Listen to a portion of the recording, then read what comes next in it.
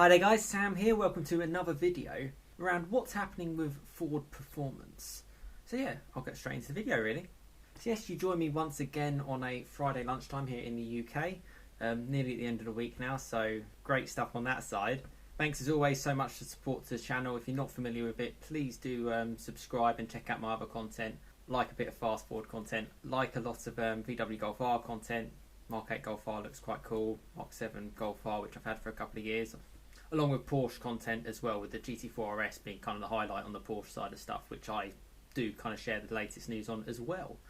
So yeah, please do check out those. And if you're not familiar with my channel, I am trying to do a video a day during sort of lockdown in the UK, so I'm keeping that going. So yeah, appreciate your support by watching.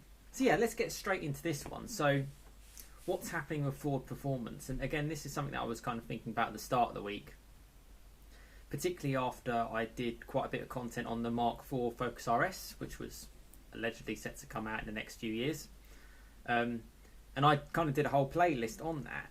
And the reason why I did a playlist on it was because I was certain Ford would produce some kind of RS product, and I couldn't really see where else in the range they would do it. So it made sense with the Focus. You know, they've done a Mark III Focus, Mark II Focus, Mark I Focus, RS, and that's pretty cool, and that's certainly the peak of Ford Performance in my opinion. As it turns out, it looks like that's scrapped because of emissions, which is really disappointing actually. And it's yeah, being such a big fast Ford fan, as I'm sure most of you guys are as well, yeah, it's not really what we kind of wanted to see, and I was really surprised that they've just sort of shut the door on that one. So where does that kind of leave Ford Performance? You know, talking about cutting costs and saving money and all that kind of stuff. Every manufacturer has to do that ultimately. But it does kind of leave their Ford Performance in a little bit of a interesting place, whilst kind of making the ST kind of like the top of the range really. You know, the Mark IV Focus ST, I've heard good things about it, to be honest with you. And actually on that, I was checking out, and I will share these kind of details with you as well, and I'll share some footage of it once we get past this COVID situation. There's like a track day at Thruxton here in the UK. It's sort of like past Reading kind of way, and they do a track day, like almost like a full day for not that much money actually, driving the Mark IV Focus RS with like a trained instructor as well to help you out along. So I do want to try that, and I think it's a great car to try, and I think it's it comes in at a good price, and it's a good bit of fun. So I'm looking forward to that. But in terms of actually what's Ford are actually producing, they're not actually producing anything that I can see that really gets enthusiasts excited. I mean, you look at my t-shirt, I've got kind of all the models here of fast Fords. So I've got Mark 7 Fiesta ST, I don't know how well you can see it, Mark 7 Fiesta ST, Mark III Focus RS, 5 litre Mustang, and the Ford GT. Now, these cars were all out in a period where Ford were doing so well. Kind of why my other half got me this t-shirt, to be honest with you, which was a great nice little present. And I know she kind of thinks it's along the same lines as me as well. 2016 was a great year for Ford. You think about what was actually out. You know, you had like the Mark 7 Fiesta ST was still out, which was a brilliant car, warranted an RS badge, as I've said before. Plenty of Fiesta ST content on this channel. That was still out. That was coming towards the end of its life, but they'd refined things. They'd introduced like the Fiesta ST200. It was all quite cool. Obviously had the Mark III Focus RS, which was great. It had the drift mode. It had all this kind of fancy stuff with its four-wheel drive, and it was really, really cool to see. Obviously, you got the Ford GT, which top of the tree, £600,000, fantastic looking supercar, super sports car, whatever you want to call it. It was great, 3.5 litre V6, 600 brakes, something like that, which is cool. And they're actually still delivering those today. So yeah, crazy. It's quite a long lifespan of that car. But yeah, it started around 2016. And then you had like the 5 litre Mustang. Now, for people in the States, we've never had sort of like a Mustang in Europe or in the UK. Enthusiasts have always sort of imported them from the States, and they had left-hand drive ones and all this kind of stuff. But Ford made this car, and okay, they made a 2.3, but let's slightly go past that. The 5 litre V8, fantastic car. There's a whole bunch of fast Fords actually not too far from where I live, and yeah, if you hear a 5 litre Mustang start up, you can hear it from just about anywhere. It sounds fantastic, and for me, all of those 4 cars are worthy of like Ford Performance. They're so cool. You know, they offer a variety for different people. You know, people who have a Fiesta ST, potentially a little bit younger, you know, potentially don't have a family and all that kind of stuff. Focus RS, maybe you step it up a little bit more, maybe you have your life's developing in that way. Maybe a Mustang, maybe you've kind of gone past that kind of stuff, and you know, I'm not saying you can't have a Mustang when you're younger, but potentially if you're in your 40s or something like that, or you just want something to kind of cruise around in, that's a ridiculously cool car.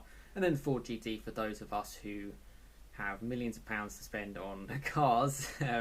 Again, a very cool looking car, one of the best looking cars I've seen actually in recent years. A very good car, and there is YouTube related content. I know Shmee150 has one. I'm sure some of you have heard of him. He's got about 2 million subscribers here in the UK.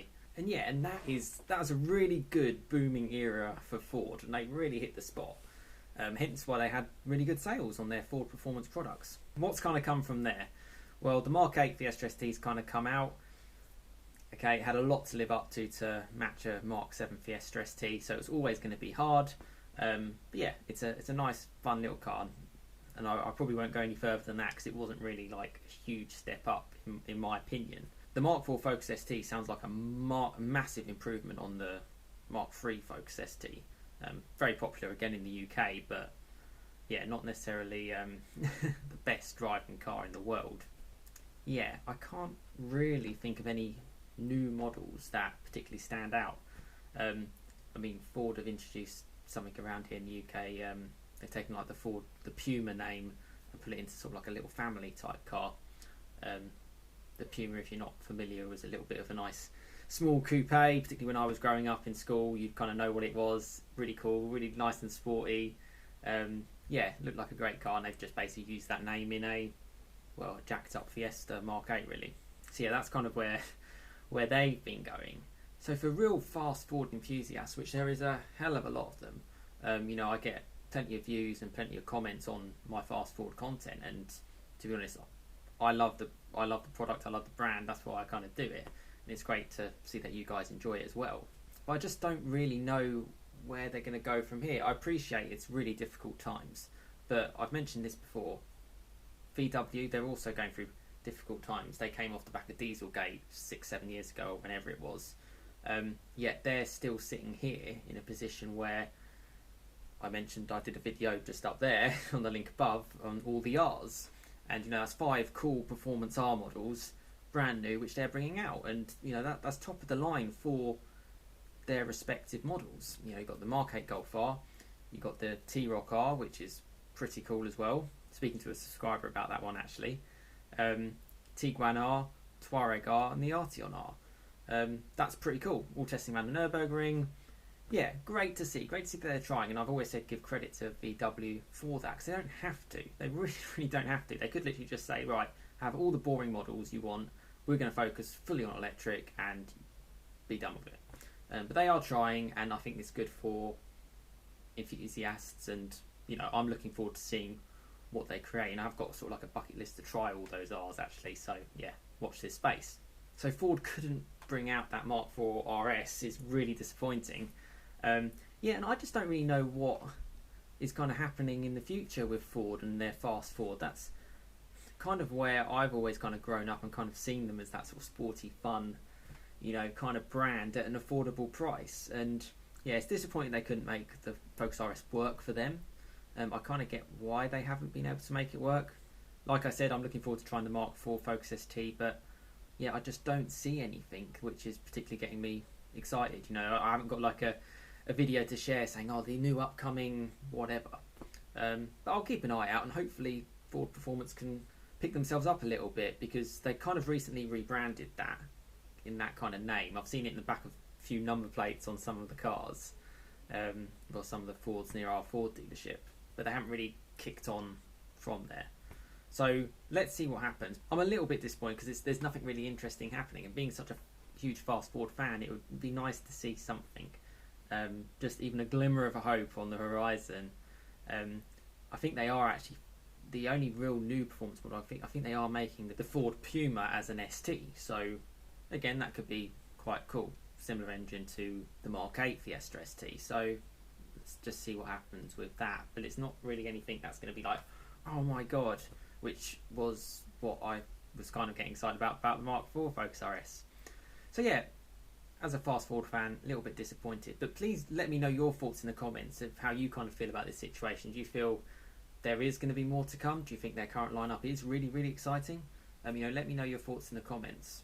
And I think the main thing for me is that it's really important for brands like Ford to kind of keep right on top of their game, because the harder they push, the more pressure there is on other manufacturers to, get the best that they possibly can. I look back, if you go to like Formula One back in the early noughties, you've got like Michael Schumacher winning Grand Prix so easily. Closest rival, something like a McLaren, is still miles behind, and because they were so dominant, compare them to like a Red Arrows or something at the time. Yeah, it was a no contest. And because of that, they probably didn't need to push themselves as high as they potentially could have done. And that's where I kind of look at this kind of market. The Golf R, a competitor to the Golf R, the new Mark 8 Golf R, would have been the Mark 4 Focus RS. Competitor to like the A35, even potentially the A45 and the RS3. And yeah, you got like the BMW M135i, but won't go too much into that. Yeah, it would have been stronger competition. It would have had to mean that they would have had to raise their game a little bit more and push it a little bit harder, because why use unnecessary resources when you don't have to? It's waste, basically. Put it into something else. So you need these manufacturers to keep pushing and keep trying so that we can see better products elsewhere. So yeah, fingers crossed we get a little bit more from Ford coming forward, but at this stage, yeah, I don't really know what's kind of happening with Ford performance these days, to be honest with you, which is a bit sad from a Fast Forward enthusiast, really. On the plus side, you can look back on some decent models, particularly around 2016, where I think the brand was proper top of its game. So yeah, guess watch this kind of space, really. Yeah, as I've said, let me know your thoughts in the comments. Thanks so much as always for the support to the channel. I'm still trying to keep these these videos going, and I really do enjoy sharing my thoughts, being a bit of a car nut, to be honest with you.